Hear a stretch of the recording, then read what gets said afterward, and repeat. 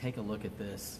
Is it going? Yeah, I don't have to say, can I turn it? Can I not turn it? We've got it all set up here. Facebook Live here inside KPRC Channel 2 studios after our latest Sports Sunday, and we're into February now, which means everything's going to be upon us. College baseball starts this weekend. Spring training for the Astros starts this weekend. What we had tonight, this is what we started with, the Cougars. Lainey and I were both over at the best scene they've had ever at the Fertitta Center.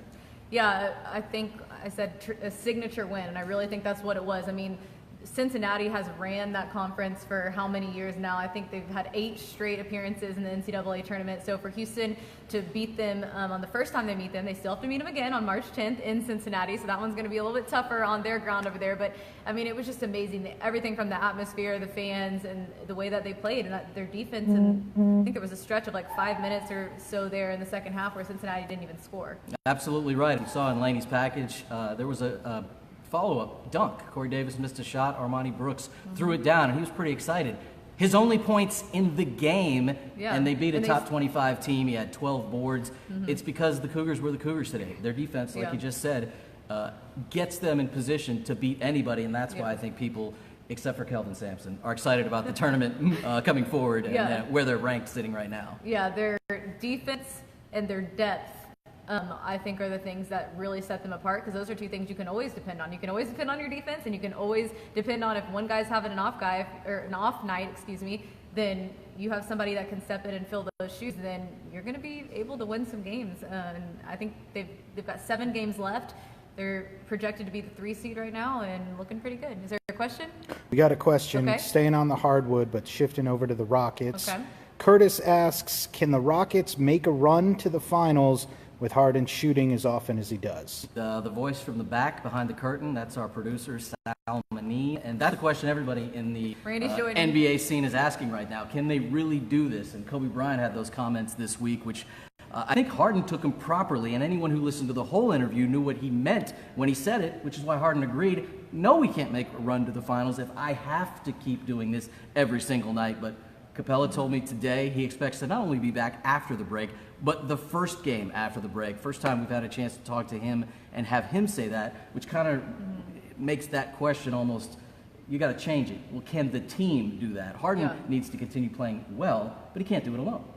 Yeah, it's kind of the opposite of what we were just talking about between the Cougars and the Rockets, because of the way they play and then the difference between kind of one guy carrying the team right now and then the Cougars and how they spread it around. But I think what makes me optimistic is the fact that they have all these new pieces that seem to be able to fit in nicely. They just haven't had the quiet chance to gel yet. And I think that if they can do what they're projected to do, then things could shift in that direction. I don't know if y'all hit on it, just whenever they do get the pieces back, I think there's still a concern. Can they limit the minutes a little bit on Harden? Just will he wear out? Jonathan Fagan talked about it tonight when he came in studio. He says the question with Harden is when he gets in a series, by late in the series, he's completely worn out. He's kind of shown that last couple of years. They've got to find a way to keep him fresh for a full 7-game series. Yeah, it was pretty amazing. Was that last night skating? They played OKC last night. It was only 24 hours ago. All my days are running together. But last night he had a little shoulder issue in the first half, and it made you really step back and realize you never see him like grimacing in pain ever. Like, he's just so durable, and so to see that, it made you kind of worried. It's like, oh wait, he is actually still human, and he can still actually have some issues. So it is a worry, I guess. Yeah, in his 7 years here, he's had ankle issues, the shoulder issue, and you'll see him in game. He might go to the bench. He might even go to the locker room, but he rarely misses games. And Mike D'Antoni today was kind of asked about his condition. He said he was probable for the game against Dallas, and as he continued, he said, meaning he'll probably play, because he always does. He'll probably play well.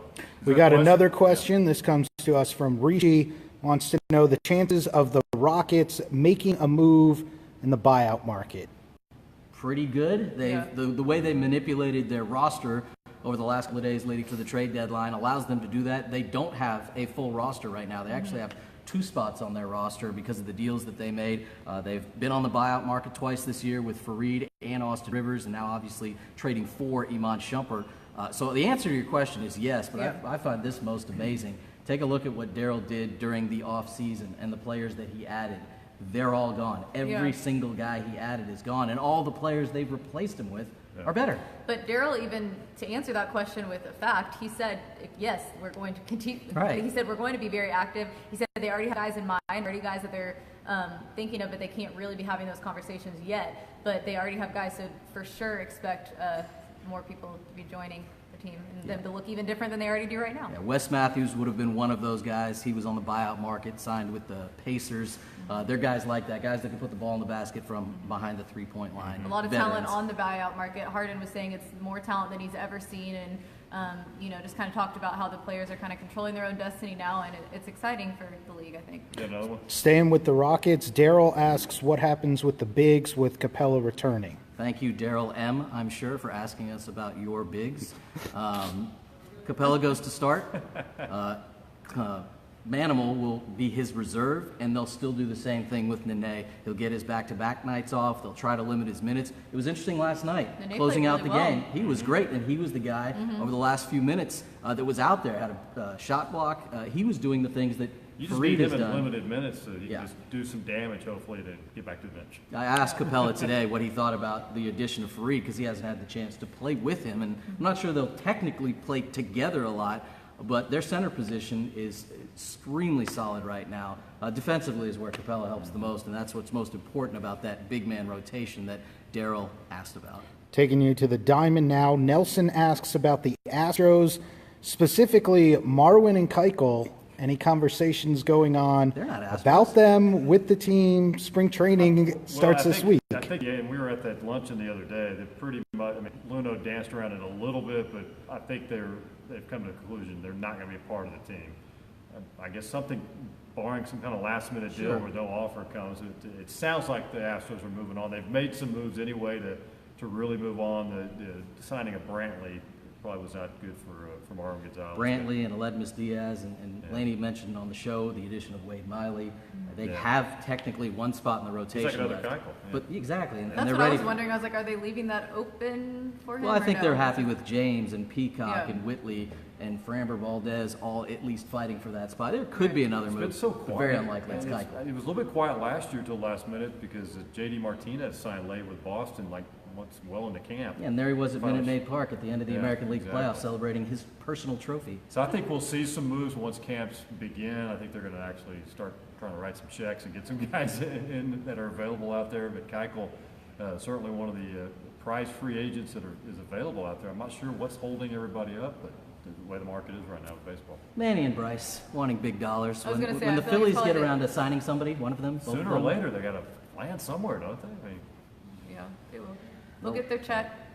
they're gonna bring you into camp in a little bit, are they not? Who's that? The Astros are bringing you down? No, not to throw a baseball or anything. I can't you're help it. going. You're allowed to. I mean, I'm sure there's some side fields you could work on. Yeah, I wouldn't mind actually doing that a little bit. Yeah, we'll be there end of the week, just for a few days. Pitchers Catchers open on, was it Thursday? And then they report on Wednesday and Thursday. A lot of regulars will be there throughout the weekend ahead of Monday's first workout. So it's hard to believe baseball's back already. Right, and as you It's saw, a long 6 weeks out there. yeah, as you saw during the show, we talked with Forrest Whitley. Unlikely he breaks camp with the team, but this is, and AJ Hinch said this is the first time he's been to big league camp, so that's what matters to Hinch and Brent Strom and the rest of the front office and the rest of the coaching staff.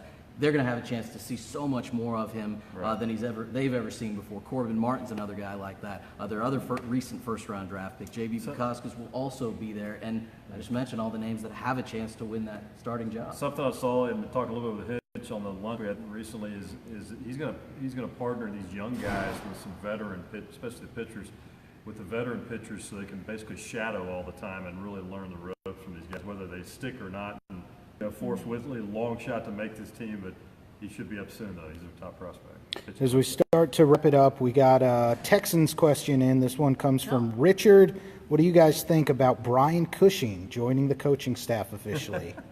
Well, he did get a chance to talk to Coach Cush this week when we were over at the Houston Sports Awards. He said he had kept in contact with Coach O'Brien throughout his retirement, which was also when he was asked, was it hard for him to give football? He said, yes, very hard for him to do that, but now it's been a whole season. Whitney Merciless said there's no way he's calling him Coach Cush. but he's happy to have him aboard. And Cushing said he thinks it will be a good thing that he knows so many of these guys. He played with these guys. Yeah. There are a lot of players that are on the team that he played with clearly, and he's looking forward to doing that. He'll do a little bit on the strength and conditioning side, a lot, I think, on the player development side with some of the younger players. And I think obviously everybody on the outside has been talking about Cushing, who's been in trouble a couple of times with PEDs, and now he's on the coaching Yeah. staff. That's Man, the I mean, weird I thing, think- he's in that department. You know? Yeah, I think looking from the outside, it seems a little ironic, is that the word? But I'm not surprised because he has that close relationship with O'Brien, and I think he's really close with the McNair family as well. And I'm not surprised about the strength and conditioning too, because I always saw him working out every day at my gym, and he stayed in top shape. And I know those guys respect him a lot, the players. He'll have a good camaraderie with them, so I think it'll be a good fit. I think just the initial announcement kind of caught everybody off guard. Yeah. He'll be a fit, you're right. Yeah. He's at home over there at NRG. no questions about All right. TJ Yates and Akeem Dent joining the coaching staff? Shockingly, no. I'm scrolling through nothing about them. I think everybody's ready to call it Go to and go to bed, bed yep. like we are. Me too. Let's do it.